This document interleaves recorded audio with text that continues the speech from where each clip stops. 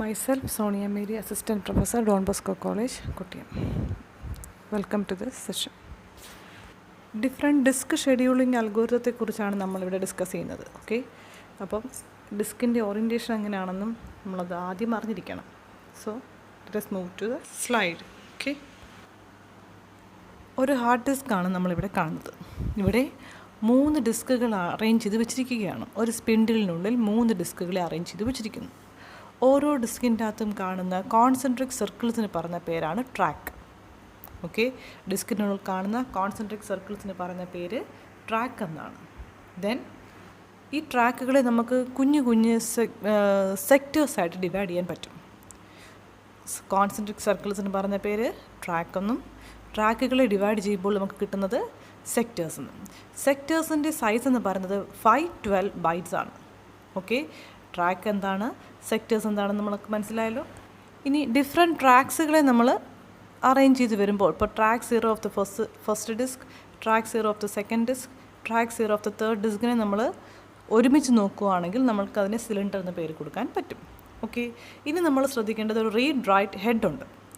ഓരോ സിലിണ്ടറിലും മുൻപിലോട്ടും ബാക്കിലോട്ടും മൂവ് ചെയ്യാൻ പറ്റുന്ന ഒരു റീഡ് റൈറ്റ് ഹെഡ് ഉണ്ട്. ഓക്കെ, ഇനി ശ്രദ്ധിക്കേണ്ട മറ്റൊരു കാര്യം, ഈ സ്പിൻഡിലിനുള്ളിൽ ഇരുന്നു കൊണ്ട് ഈ ഡിസ്കുകൾക്ക് റൊട്ടേറ്റ് ചെയ്യാൻ പറ്റും.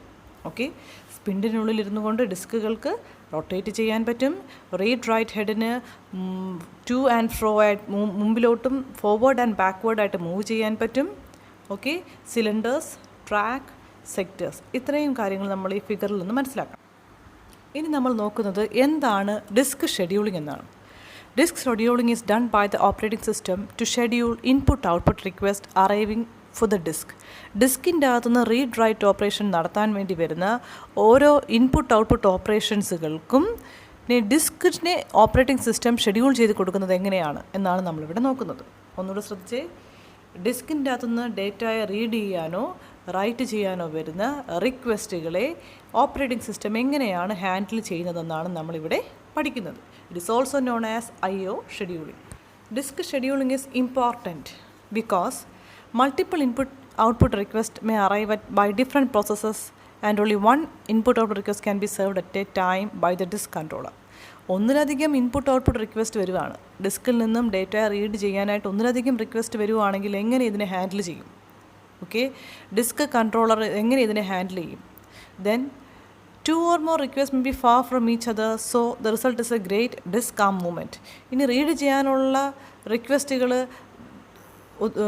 ഡിഫറെൻറ്റ് പ്ലേസസിലാണ് കിടക്കുന്നതെങ്കിൽ ഡിസ്ക് ആമിൻ്റെ മൂവ്മെൻറ്റ് വളരെ കൂടുതലായിരിക്കും.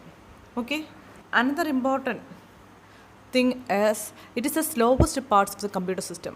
ഹാർഡ് ഡിസ്കിൽ നിന്ന് റീഡ് ചെയ്തെടുക്കുന്നത് വളരെ ഒരു സ്ലോ ആയിട്ടുള്ള പ്രോസസ്സ് ആയതുകൊണ്ട് ഇതിന് നമ്മൾ എഫിഷ്യൻ്റ് ആയിട്ട് ആക്സസ് ചെയ്തില്ലെങ്കിൽ read and write process will be അതുപോലെ തന്നെ സ്ലോ ആവും.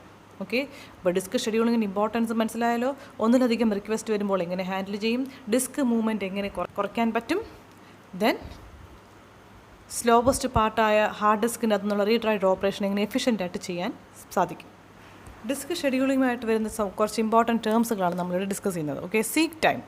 Seek time is a time taken to locate the disk arm to the specified track. നമ്മൾ പറഞ്ഞു കോൺസെൻട്രിക് സർക്കിൾസിന് പറയുന്ന പേരാണ് track. The time taken to locate the disk arm, നമ്മുടെ head, read write head ആ പർട്ടിക്കുലർ ട്രാക്കിനെ identify ചെയ്തെടുക്കാൻ വേണ്ടി എടുക്കുന്ന സമയത്തിന് പറയുന്ന പേരാണ് seek time. Then the second one is rotation latency. The time taken by the desired sector. ഇനി ട്രാക്ക് ഐഡൻറ്റിഫൈ ചെയ്ത് കഴിഞ്ഞാൽ ആ ട്രാക്കിലെ സെക്ടേഴ്സിനെ ഐഡൻറ്റിഫൈ ചെയ്യാൻ വേണ്ടി നമ്മൾ ഡിസ്ക് റൊട്ടേറ്റ് ചെയ്യും. ഓക്കെ, അപ്പോൾ റൊട്ടേറ്റ് ചെയ്ത് ഏതാണോ ഡിസൈഡ് സെക്ടർ എന്ന് ലൊക്കേറ്റ് ചെയ്യാൻ വേണ്ടി എടുക്കുന്ന സമയത്തിന് പറയുന്ന പേരാണ് rotational latency. Okay, then the third one is transfer time. The time to transfer the data transfer ചെയ്യാനെടുക്കുന്ന time. It depends on the rotation speed of the disk and the number of bytes to be transferred. Rotation സ്പീഡും എത്ര ബൈറ്റാണ് transfer ചെയ്യേണ്ടത് ഇതിനനുസരിച്ച് transfer time കൂടുകയോ കുറയുകയോ ചെയ്യും. Okay, ഇപ്പോൾ seek time എന്ന് പറയുന്നത് ട്രാക്ക് ഐഡൻറ്റിഫൈ ചെയ്യാൻ, റൊട്ടേഷൻ ലേറ്റൻസി എന്ന് പറഞ്ഞാൽ ട്രാക്കിൽ നിന്നും സെക്ടേഴ്സിനെ ഐഡൻറ്റിഫൈ ചെയ്യാൻ, ദെൻ ഡേറ്റ ട്രാൻസ്ഫർ ചെയ്യാനെടുക്കുന്ന ടൈമാണ് ട്രാൻസ്ഫർ ടൈം.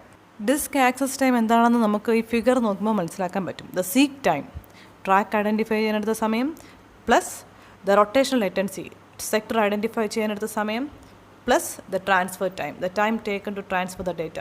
ഈ 3 ടൈം ഇൻ്റർവൽസും കൂടെ നമ്മൾ ആഡ് ചെയ്യുമ്പോൾ നമുക്ക് കിട്ടുന്നതാണ് access time. Okay, then response time, അത് വെയിറ്റ് ചെയ്ത ടൈമും കൂടെ ആഡ് ചെയ്ത് വരുമ്പോൾ വരുന്നതാണ് disk response time. The average time spend by the request waiting to perform an input output operation. Average time, അതായത് ക്യൂവിൽ നിൽക്കുന്നു, seek time plus rotation plus transfer time. Okay, disk scheduling algorithm. Different disk scheduling algorithms ഉണ്ടെങ്കിൽ നമ്മൾ first പഠിക്കുന്നതാണ് first come first serve scheduling. Okay, അതായത് വരുന്ന order അനുസരിച്ച് നമ്മൾ ഡിസ്കിൻ്റെ കണ്ടൻറ്റ് റീഡ് ചെയ്യുന്ന മെത്തേഡിന് പറയുന്ന പേരാണ് first come first serve scheduling.